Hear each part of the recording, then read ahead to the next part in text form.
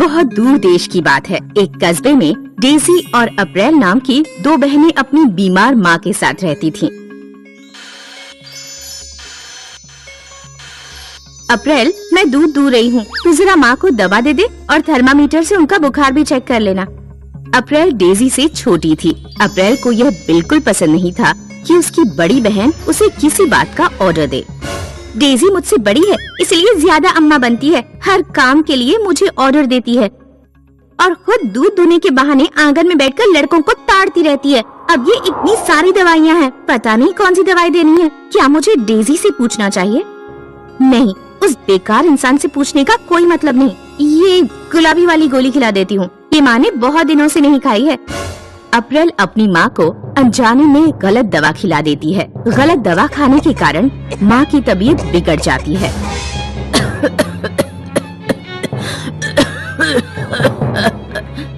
अप्रैल घबरा जाती है। डेजी, जल्दी अंदर आओ, पता नहीं माँ को क्या हो गया है। क्या हुआ? मैंने माँ को ये वाली दवाई खिलाई, फिर पता नहीं माँ को क्या हो गया। अरे नहीं, ये तुमने क्या किया? माँ को गलत दवा खिला दी। मैंने जानबूझकर नहीं किया। रो मत बेटियों, शायद मेरे भाग्य में आज का दिन ही अंतिम लिखा है।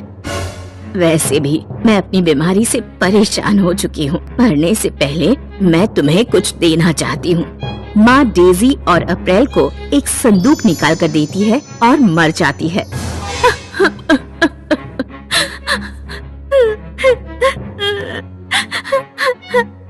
नहीं माँ, आप हमें छोड़कर नहीं जा सकती। मुझे माफ कर देना माँ, मैंने आपको गलत दवा खिला दी। माँ, वापस आ जाओ माँ, वापस आ जाओ। अब हम किसके सहारे जिएंगे? दोनों बहनें संदूक खोलकर देखती हैं। संदूक में 2 पोटलियां और एक लेटर था।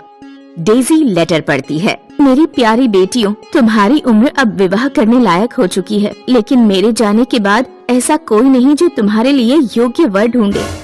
इस संदूक में 2 पोटलियां हैं, जिनमें हीरे हैं। तुम दोनों हीरे लेकर यात्रा पर निकलना। क्योंकि तुम दोनों बहुत सुंदर हो, इसलिए कई लोग तुम्हारे सामने विवाह का प्रस्ताव रखेंगे, लेकिन किसी की शक्ल सूरत के आधार पर उससे विवाह मत करना। विवाह उसी से करना जो एक हीरे के बदले तुम्हें 4 हीरे लाकर दे दे।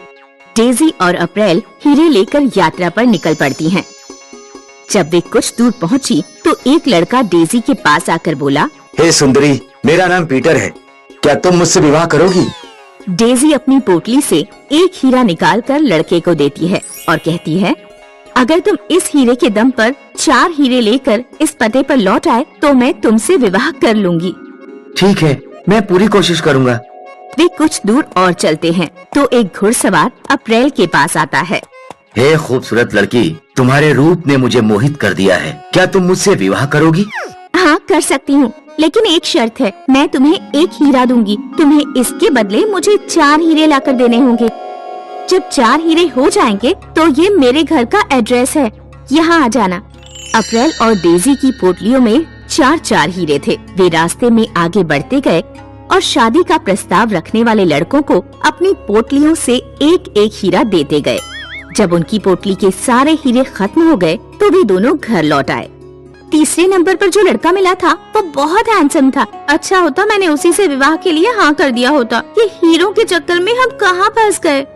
धैर्य रखो अप्रैल, धैर्य रखो अप्रैल, हमें अपनी माँ पर भरोसा रखना चाहिए। उन्होंने जो भी किया है कुछ सोच समझ कर ही किया होगा।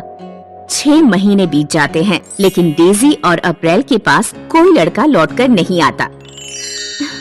ऐसे हम कब तक इंतजार करते रहेंगे? इस तरह तो हमारी शादी की उम्र ही निकल जाएगी।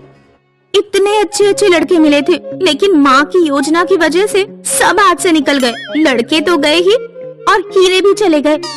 तुम चिंता मत करो अप्रैल, माँ ने तुम्हारे और मेरे लिए कुछ अच्छा ही सोचा होगा। अगर अगले 6 महीने में कोई लड़का नहीं आता तो अगर तुम चाहो तो शादी कर सकती हो।